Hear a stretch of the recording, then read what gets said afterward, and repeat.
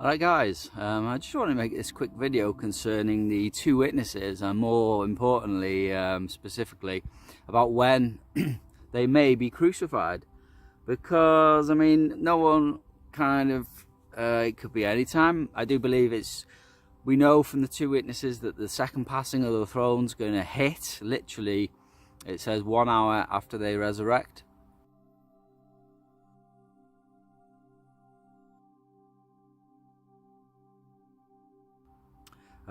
Just go through it quickly anyway. Revelation 10, they eat the scroll.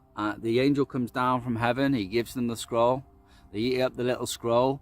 He says, now you must go and prophesy again, which is suggesting that either one or two of these two witnesses have already done some sort of ministry prophecy publicly before this time. Because this is the trumpet, because he comes down, the angel, and he says the seventh trumpet's not going to happen yet, but it's going to be delayed. This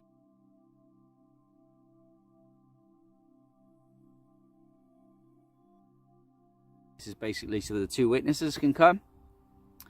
And he says, yeah, you must prophesy again before many kings, peoples, tongues, and nations. So many kings, languages, nations. So they're literally going to pass through countries, which there you go. I mean, there's a misconception. It's quite funny.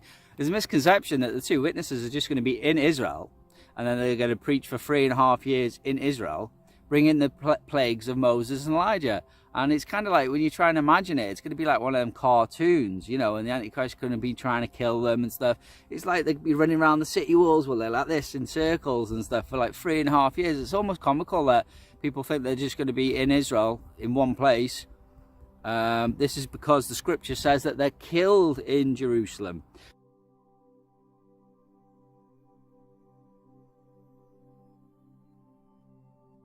Like you say, well, in Revelation 10, it says you must prophesy before many kings and nations. So they're going to pass through nations. So, well, I know that they're coming from different lands, and they're going to exodus to Israel, and then finish, and then they're killed.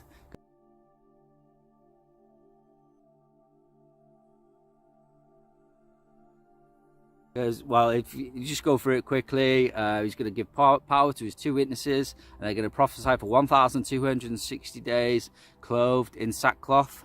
These be the two olive trees, the two anointed living beings, two anointed mortal prophets. And these are the two candlesticks which stand before God of the earth. Now, these two candlesticks are the 7 candlesticks of God. These are the two same candlesticks or spirits of God which God gave to Moses and God gave to Elijah.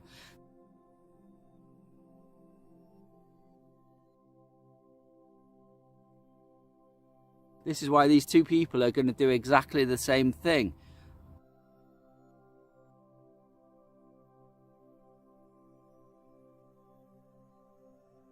By character, by what they do in their life in this 3.5 year lifetime prophecy, that you're going to say, oh, that's Elijah, that's a Moses, because they're going to be able to do the same things. They're going to be like part the sea like Moses. They're going to be able to turn the waters into blood, bring plagues upon the dry ground. They're going to be able to part rivers like Elijah did. They're going to be able to, well, let's go through it actually. So these are the two olive trees, the ones which stand before, and the two, these are the two olive trees, anointed beings, and these are the two candlesticks which stand before the God of the earth.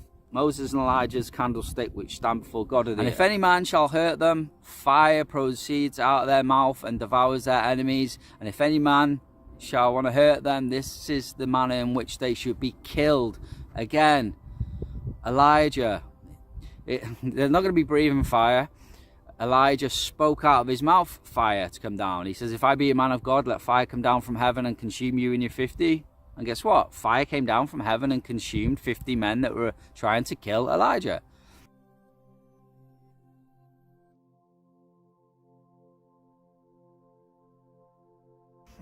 And so that's what it means to bring down fire proceeds from their mouth. It's the order for fire to come down from heaven that comes from their mouth. Do you get me? So that's Elijah again. Boom, Elijah trait. These have the power to shut up the heavens that it does not rain in the days of their prophecy. Elijah did the same thing. He said, according to my word, let no rain fall on the land even for 3.5 years. So no, according to his word, but it was the power of God through Elijah which it was done. And it says these have the powers to turn waters into blood. Of course, in Egypt, the time of the Exodus, when my father Moses came out, one of the things he did was turn the waters to blood and to bring any plague upon the dry ground, it says. And that's exactly what he did in Egypt, all the plagues in Egypt which happened. So these two are going to be exactly like Moses and Elijah in their works.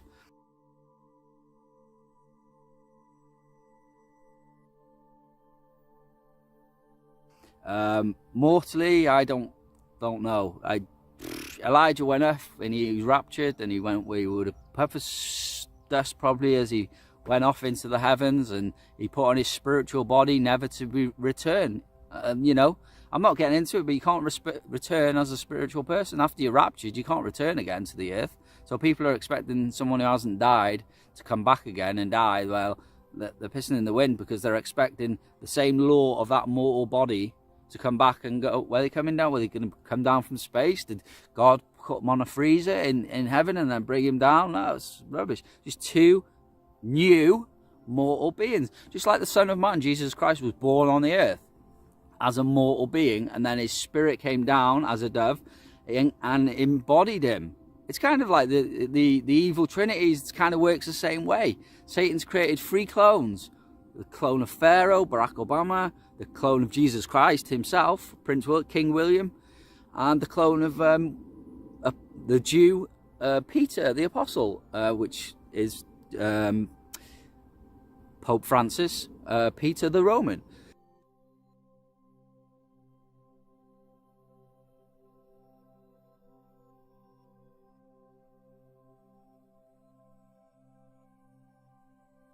So Satan's did the same thing, and it's the same kind of thing, only spirit demons will possess them. The Antichrist is going to get possessed by Leviathan, who will come up from the abysses of the oceans, and the Pope is going to be possessed by Baphomet, which comes up from the abysses of the earth. And Satan himself, the red dragon, when he gets thrown down, and all his angels, he's going to possess that human clone body of Barack Obama, lightning from the heights.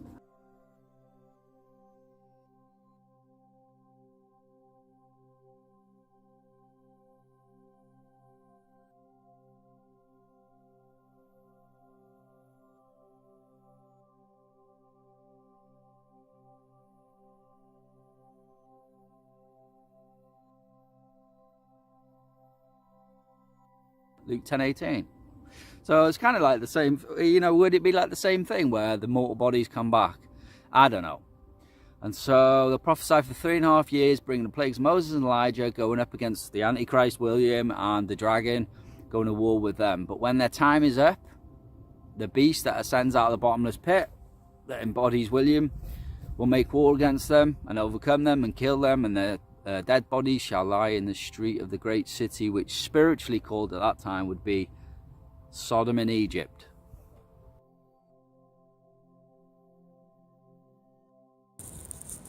And when he is killed in Jerusalem, I believe totally that it's going to be a crucifixion as well, because these things are, notice when you study God, and then people tell you not to study evil, but when you study evil, you'll see what permissions they have, and that they can't be like God. Do you know what I mean? Like Satan, good example, Satan created the LGBT, the gay pride, right? But he couldn't use, and everyone goes on about rainbow flag, and I said, it's not even a rainbow. It's not a rainbow, because there's only 6 colors on it. 666, color of Satan.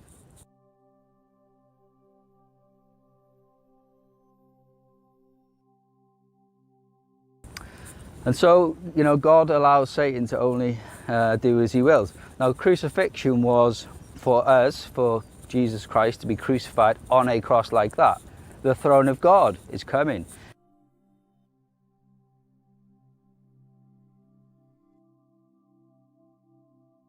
In the shape of a crucifix. You shall see the sign of the Son of Man coming in the heavens. The sign of the Son of Man, the cross.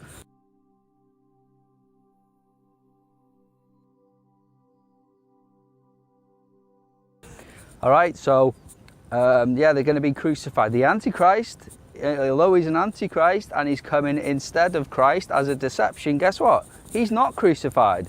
No, he's killed by a head wound.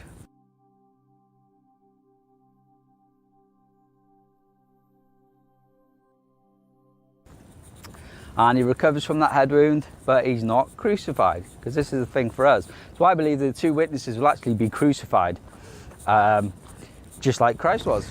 All right, guys. And another thing concerning the two witnesses being crucified at Christmas is some say, I haven't really looked into it and confirmed it myself, but just a little one, is that Christmas means like Christ killed, like mass.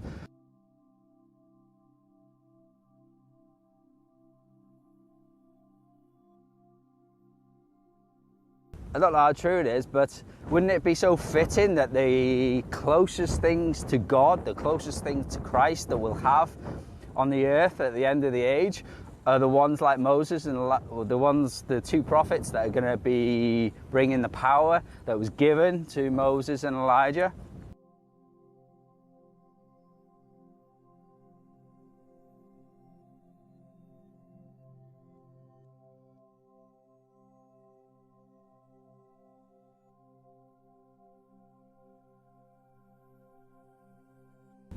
Wouldn't it be fitting that they were actually crucified around that Christ Mass time? Dead bodies to be put into graves.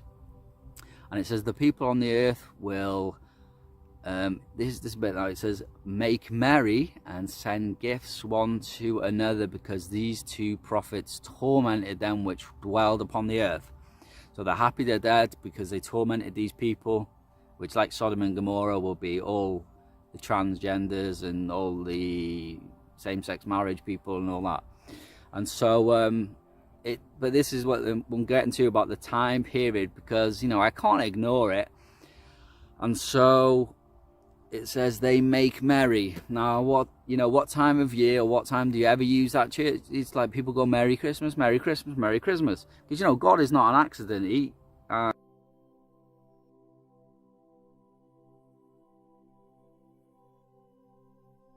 And the thing was, though, Christmas, Satan didn't create his Roman Empire and his pagan Roman Babylonian Empire until 300 years after Jesus Christ, and then the Roman Empire started building a fake Christianity for Satan's son, the Antichrist. And they've built it Sunday, Easter, Christmas.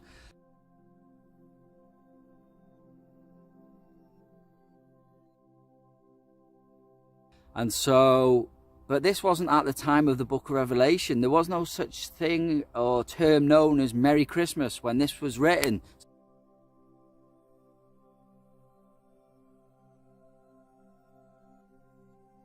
So this is not John, you know, it's like the KJV, like, slipped in Easter there, because at that time, King James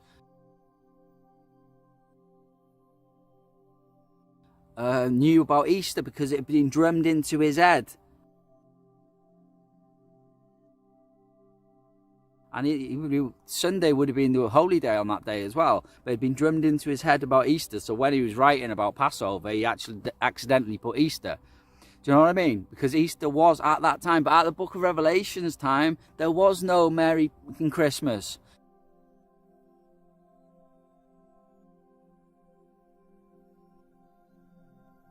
Do you know what I mean? They brought that in later. You know, the Sunday wasn't even created till 300 years after Jesus Christ. All right, it was created a rest day of labor first, easier, and then they made it a holy day. Well, we may as well go to church now, because you can't.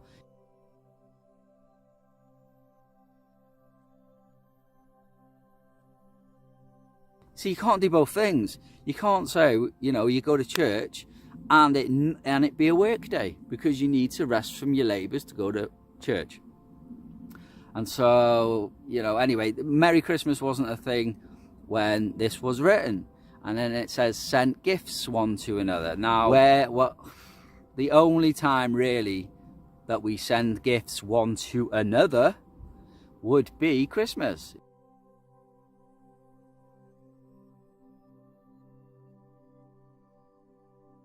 It's not Mother's Day, it's not Father's Day, it's not Valentine's Day, and even if it was, do you know what I mean? Gifts one to another, that is always going to be Christmas, isn't it? And this last year, I mean, like, it just took the piss, because it was about, like, I think it was like October, and I was just hearing about Christmas, and I was like, whoa, man, this is just too much. It's like they're preparing for Christmas like 3 months in advance, and it's like, go away. Do you know what I mean?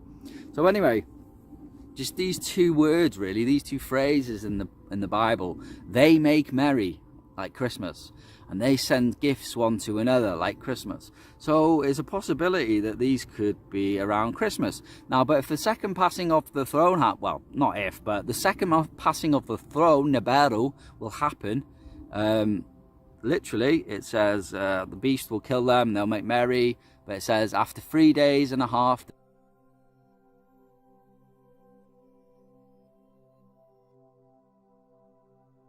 but it says, after 3 days and a half, the spirit of life from God shall enter into them, and they shall stand upon their feet, and great fear shall fall upon them that saw them.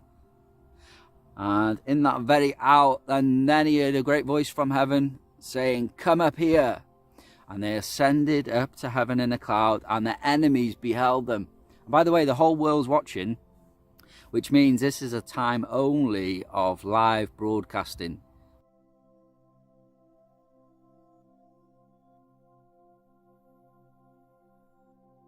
Where people can see. It says the whole world watches their dead bodies, right? The whole world watches. You couldn't have that in Jesus' day. They sent a letter. They have to send a letter to Rome. You couldn't see anything. It was read a letter. But now we're in the age of internet, live streaming. Joe Blogs can see live Joe Blogs dead on the floor in Jerusalem as long as he wants. So this is the time for this prophecy to be fulfilled. And so the dead body shall lie in the streets of Jerusalem after 3 days and a half, spirit of life. Anyway, they ascend up to heaven in a cloud, and the enemies beheld them, and great fear fell upon them. And then in the same hour was a great earthquake. This is the second passing of the throne locking on.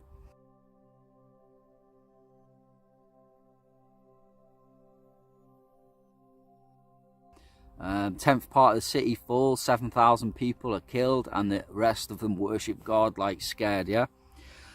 And when they do resurrect, this is when the 7th angel sounds in the heaven. Still in Revelation 11, the 7th angel sounds in heaven. Now this is also the great harvest rapture of the old scripture and Revelation 14.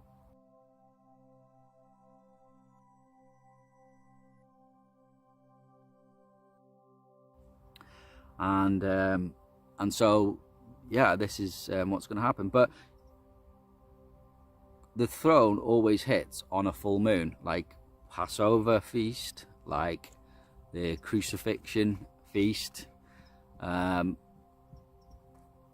you know, all these times. Like the first passing is going to be on a moon, well, full moon, you know, because in Revelation, when the throne hits for the first time at the 6th seal, it says the sun is darkened and the moon goes blood red.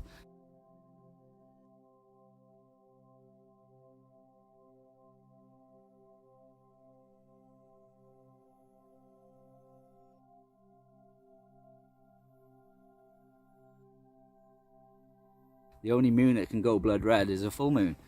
So you know the phase of the moon. So so you know that there's going to be a full moon for the second passing of the throne, as it was for the first passing of the throne. So these 2 witnesses are going to be killed in Jerusalem at the on a full moon. So I was looking at, so it's like, well, okay then, Christmas. That's pretty simple. It's like what year? So then we've always been looking at 2029. Here's just something else has popped up, but I'm going to have to make another video about it. And that's if you go... Try not to drop it, but it's a great revelation that I had the other day. And anyway, you go to December now of 2029, and guess what? It's a blood moon.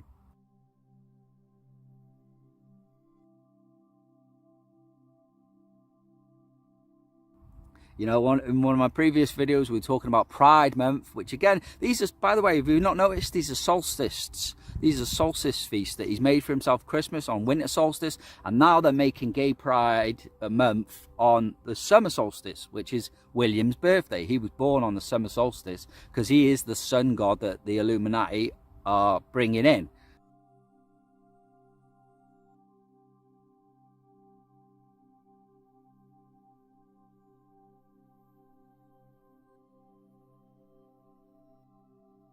Expecting, but he was born on June 21st, 1982, summer solstice, exactly how the Satanists wanted it to be, because that's their sun god being born.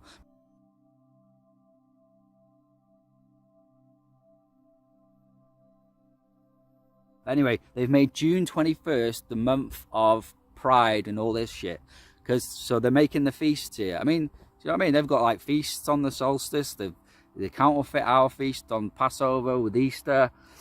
And so anyway, but the great thing about 2029, yeah, is you remember when we had our tetrad, it's getting into this other thing now, but we had this tetrad of full moons, didn't we, in 2014, 2015, right?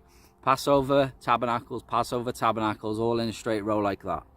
They all fell on God's feasts.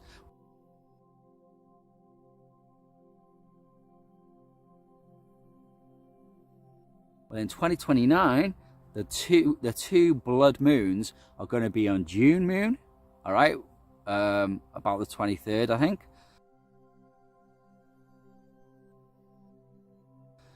And it's going to be on December moon. There's going to be a full blood moon, December 20, 2029. Now, that's not dead on Christmas. But you know that the way things are going anyway, that people are going to be ready and have their gifts ready by December 20th. You know what I mean? And it's just that time of year. I mean, it could be worse. I mean, you could have the full moon at the beginning of the month and then it'd be like, no, that's not possible. But in 2029, you've got a full moon on December, so like 5 days before Christmas, and it's going to be a blood moon as well. So just as a little symbol of what's going on there. Like, and there's another thing that I want to drop, but you know, it'd be better off if I made a video about it. But remember like less than a year ago, 6 months ago, we were talking about Tevet 14th and how it, talking about eclipses anyway, how it was the middle stem and all the eclipses stemmed from it. Like going back to where it was there, Tevet 14th, January 5th, 6th, all right? And then 2014, 15, go that way, you know, 3 months, you get to the Passover 2015 blood moon, go backwards, you get to Tabernacles 2014 blood moon.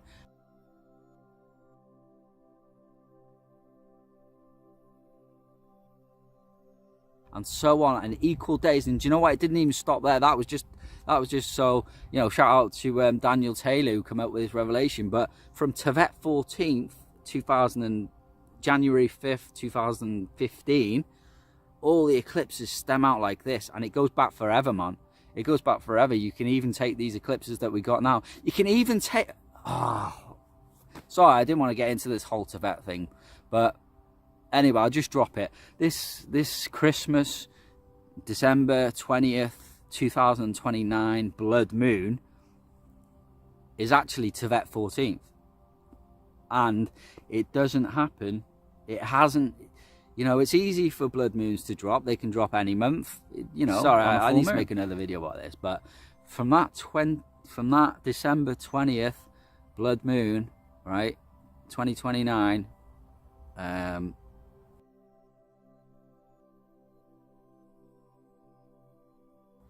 you go back 30 years.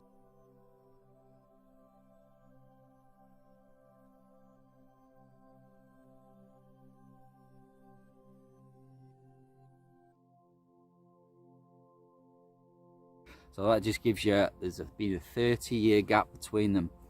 And so, you know, the candlestick, the stem of the menorahs of eclipses, see, by that you can even tell that it's nearly impossible for that stem to become the full moon, blood moon itself. But yeah, but in December 2029, the stem that holds the blood moon, the full moon that holds all the other blood moons, that becomes the blood moon itself. So yeah, so I just wanted to drop that there. It's a possibility that the two witnesses could get killed around Christmas time, and if they do, then, you know, that's the second passing of the throne happening around then. They're resurrected, they go up.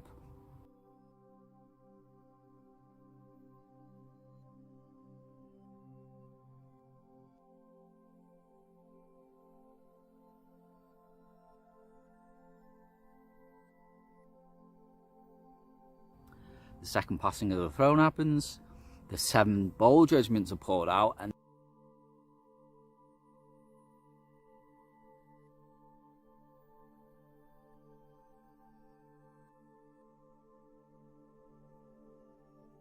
then 45 days later, after the day they were killed, is Armageddon, just like in the days of Jesus. It says in Acts, because he was killed on the first day, preparation day of Passover, that was day 1. All right, and by the time he was resurrected, it was actually into day 5, because he was dead for 3.5 days.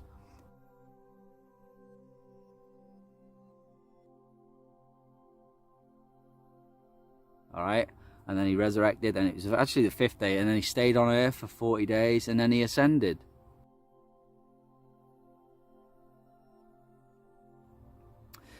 Daniel says that there'll be 1,290 days until the end, but blessed is the one who waits and comes at the 1,335 days, which is 45 days later. And this is an end time prophecy. So he's saying that 45 days later, the daily sacrifice is going to be taken away, and the end's going to be. But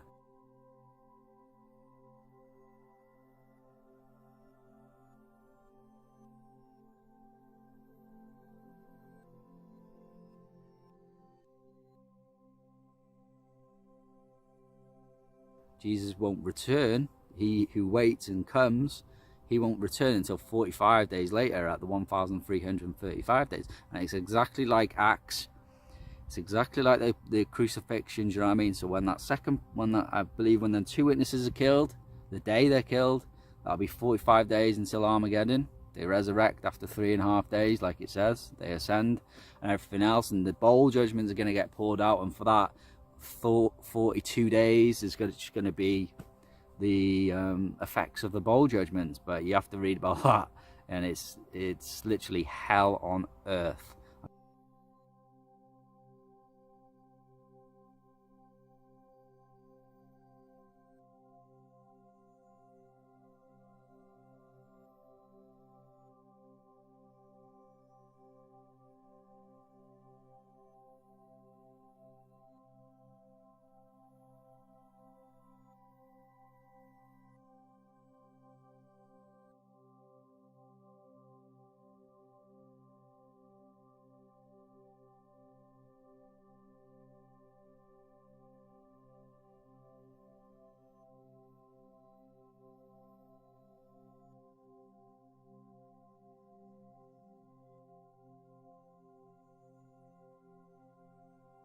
And they gather them at Armageddon. In that 45 days, they gather the kings of the earth together at Armageddon, and then Jesus comes, and he, like Acts says, he will descend in like manner as he ascended 45 days later.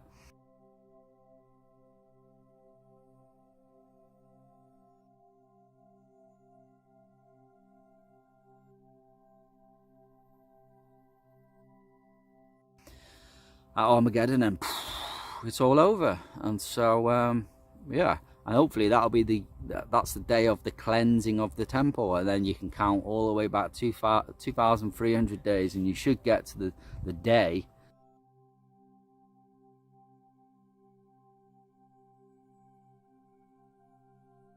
where the temple is going to be dirty in God's eyes. Anyway, I've been Pastor Prophet Justin Roberts from End of the Age Bible Prophecy. God bless you all. Amen.